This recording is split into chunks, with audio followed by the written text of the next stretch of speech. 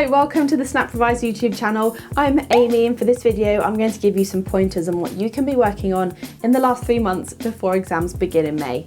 Now is a fantastic time to form a more intensive revision plan because in these last 3 months you still have time to improve, but you also have time to perfect all the things that you think you know quite well now. Before I get into the video, make sure that you've checked the advanced information for each of your A-level subjects and that you know these topics that will feature predominantly in your exams. It's important to focus on confusion within these topics, but make sure that you're still covering the entire spec in your revision practice, and I'll talk more about that as we go through the video.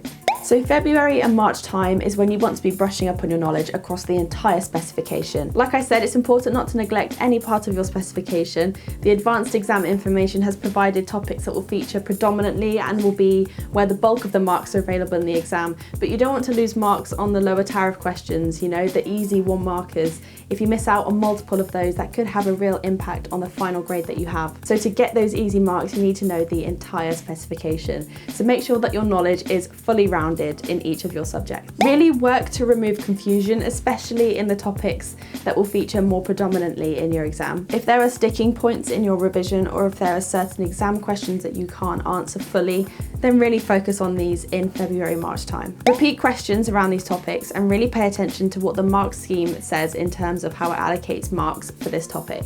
So whether there are certain keywords or key ideas that you need to be conveying in your answers. Review these sticky topics at regular intervals and make sure that you test yourself regularly on them too. And remember to increase the time intervals over which you are testing yourself to really improve that long-term memory. Make sure that you're using a variety of recall techniques as well, not just doing exam papers, so doing mind maps, blurting, using flashcards. This isn't only more interesting for you, but it actually increases your ability to recall information ready for the summer exams. Blurting, or the Feynman technique, is a fantastic way of checking that you are covering each of the spec points around certain topics. And again, especially for the topics provided in the advanced information, test that you know these inside out by using the Feynman technique, and we have a video just up here that talks about how you do that. Another really important thing that you need to be practicing is checking your ability to make links across your entire specification. This is really important for anything that's sort of 6 marks and above. For a sort of templated approach to answering these synoptic assessment questions in your practice, what you want to be doing is forming a quick plan, so writing down all of the links that you can make between your exam question and the rest of the specification, then forming a structured response, so making sure that your ideas have sort of a path, they have a good follow through, they aren't just scrambled ideas that you've written out on the page, and then check your response. You really should be practicing synoptic questions at this stage in your revision. They demonstrate your ability to show an understanding of the entire specification and how everything within it links, and it shows that you've really engaged with the subject that you're taking at A-level. We have a video about preparing for this synoptic assessment part of your exam, so go and check that out. It really is important that you nail down this element of your exam practice if you want to be getting A star or A on results day. So moving into March and April and getting closer to exams, you want to be doing loads and loads and loads of past paper practice. In the month before exams begin, you want to get into exam mode before you walk into that exam hall. So doing as many timed past papers as possible is the best way to do that. Past papers can be found online, and further self-assessment can be done using textbook questions or topic tests, flashcards, any form of active recall that's going to challenge you to recall information from the depths of your mind is going to be perfect practice for the final exam. Make sure you're doing lots of testing as well around harder concepts, and that you're working to perfect your responses to these questions that you typically find quite hard. Those harder concepts you should have really been working on revising in February and March, so now is the time to really practice responding to questions within timed conditions so that you don't get freaked out in the final exam if they come up. At this point, because you're doing lots of past paper questions, you should quickly be able to identify which topics are still a bit of a problem for you, and you can really focus on these now. There's still plenty of time to improve. March and April is a good time to really hone your exam technique, so practicing all of these past paper questions should help you to develop a pace at which you should move through papers, and also help you to identify how you should structure your response to different styles of question. To find out how quickly you should be moving through your exam papers, you can do a simple calculation of marks divided by the amount of minutes you have to give a marks per minute rate. In multiple choice questions, you probably will progress through this rate faster than you maybe planned to, which is good because it means you have time at the end to go through and check everything. I would aim to finish your paper at least 5 minutes before the end of the exam so that you can have a skim through and check that you've answered every single question. So checking on the backs of pages as well as the fronts of pages and making sure that you haven't missed anything. That said, you also want to make sure that during this exam practice period,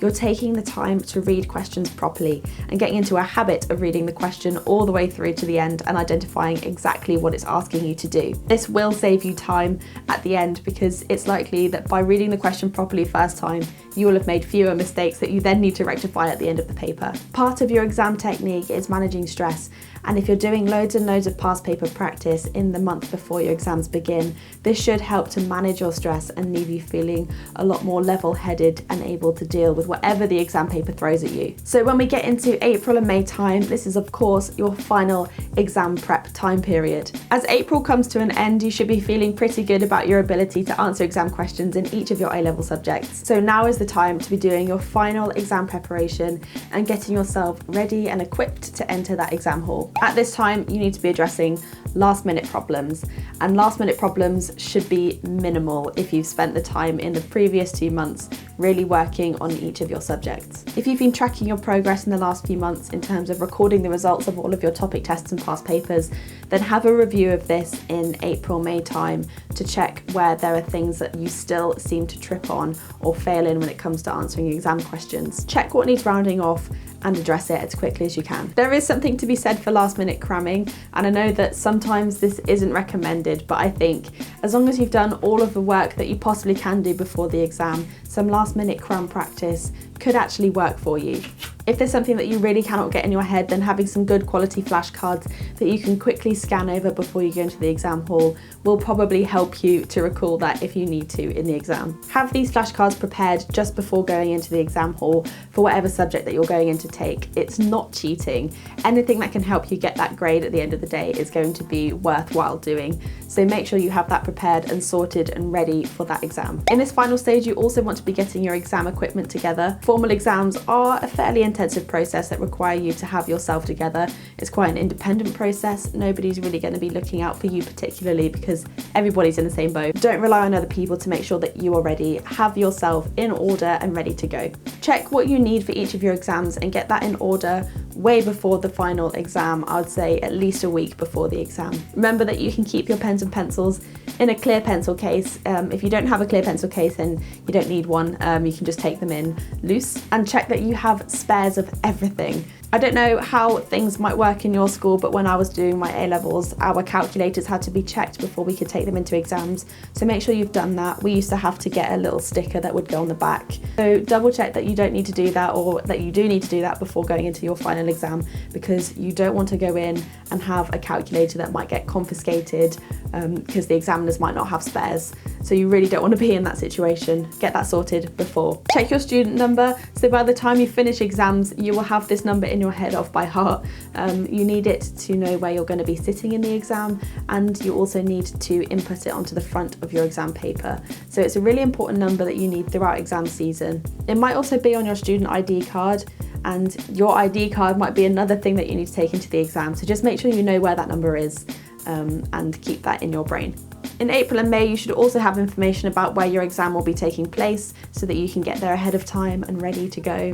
And also make sure that you know where information about the exam will be shown. So whether you've got a notice board in your school, whether they put up a notice board outside the exam hall telling you what time the exams are and where everybody's sitting in the exam. Just make sure you know where that is.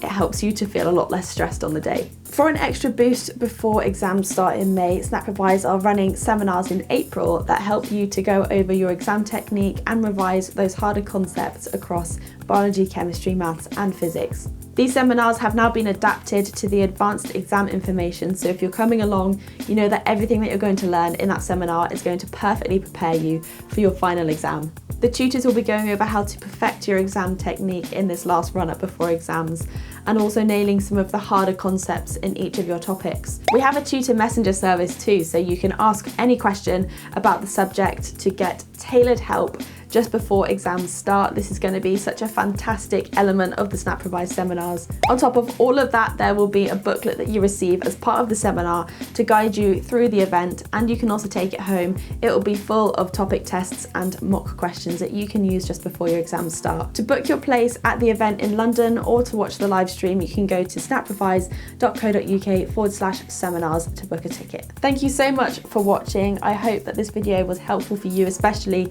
if your A-level exams are going to be the first formal examination experience you have. For more revision support, you might want to check out this video just here, and to subscribe to the Snap Revise YouTube channel to stay up to date with all of our uploads. You can do that just here.